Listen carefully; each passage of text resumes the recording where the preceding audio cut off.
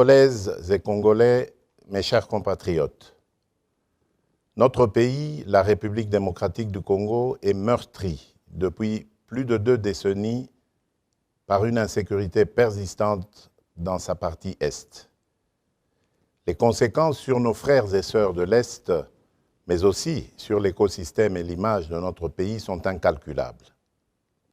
Devenu le point d'éclosion des mouvements rebelles et des groupes armés ainsi que le point d'entrée des forces négatives étrangères qui y sèment la désolation, la partie Est de notre cher et beau pays est aujourd'hui stigmatisée pour des pillages et des exactions dont sont victimes ces populations. Cette image écornée, dont la conséquence immédiate est la méfiance de l'opinion tant nationale qu'internationale, n'est pas de nature à favoriser le développement et le bien-être des populations congolaises. Ceci implique qu'aucun Congolais digne de ce nom ne devrait rester indifférent vis-à-vis de ce qui se passe depuis trop longtemps dans cette partie du territoire national. Mes chers compatriotes, au moment où je m'exprime face à vous, j'ai à l'esprit mes engagements solennels pris lors de la course à la magistrature suprême et que j'ai réitéré lors de mon investiture. L'un de ces engagements fermes était de déployer toute mon énergie et de faire tout ce qui est en mon pouvoir pour mener une lutte acharnée contre l'insécurité qui sévit à l'est du pays, jusqu'à l'éradication complète des forces négatives qui y ont élu domicile ou en ont fait leur base arrière.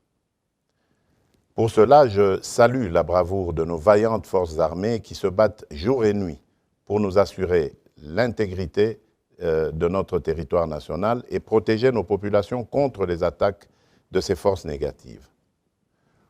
En outre, je réaffirme ce jour, en ma qualité de chef de l'État, garant de la nation et commandant suprême des forces armées, ma décision que j'annonçais il y a quelques jours d'aborder de la manière la plus efficace qui soit ce problème de terrorisme, de violence, bref, d'insécurité à l'est du pays.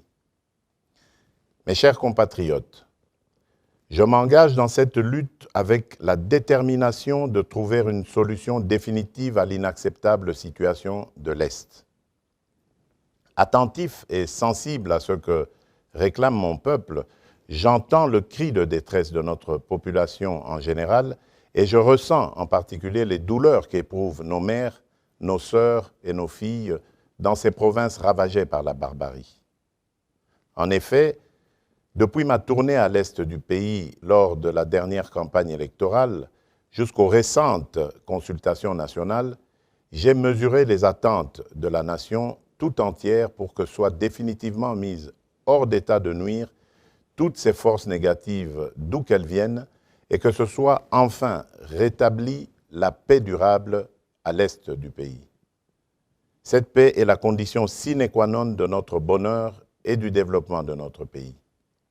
C'est pourquoi, prenant la mesure de la situation et usant des prérogatives constitutionnelles me conférées par les articles 69, 85, 144 et 145 de la Constitution, et après concertation avec le Premier ministre et les présidents des 2 chambres du Parlement national, Conseil supérieur de la défense entendu, j'ai décidé de proclamer l'état de siège sur toute l'étendue des provinces de l'Ituri et du Nord Kivu.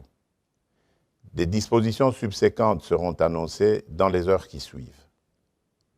J'invite dès lors chaque Congolaise et chaque Congolais, où que vous vous trouviez, à une mobilisation totale pour faire front avec nos forces armées déployées pour sécuriser notre territoire. Nos vaillants militaires doivent être appuyés par une prise de conscience collective de tous leurs compatriotes à titre de réconfort et leur serment de défendre la patrie et l'intégrité du territoire national. À cet effet, j'exhorte le peuple congolais tout entier à adopter pendant cette période une attitude responsable à tous égards. Ainsi donc, je recommande plus particulièrement au gouvernement de la République de ne ménager aucun effort pour assurer la logistique nécessaire aux forces armées déployées au front. À la classe politique tout entière de ne mener aucune action de nature à saboter ni à décourager nos forces armées. Aux hommes et aux femmes des médias d'appuyer à travers leurs programmes respectifs l'action des forces armées. Aux populations locales de coopérer étroitement avec les autorités militaires déployées en dénonçant les ennemis du peuple et toute complicité à quelque niveau que ce soit.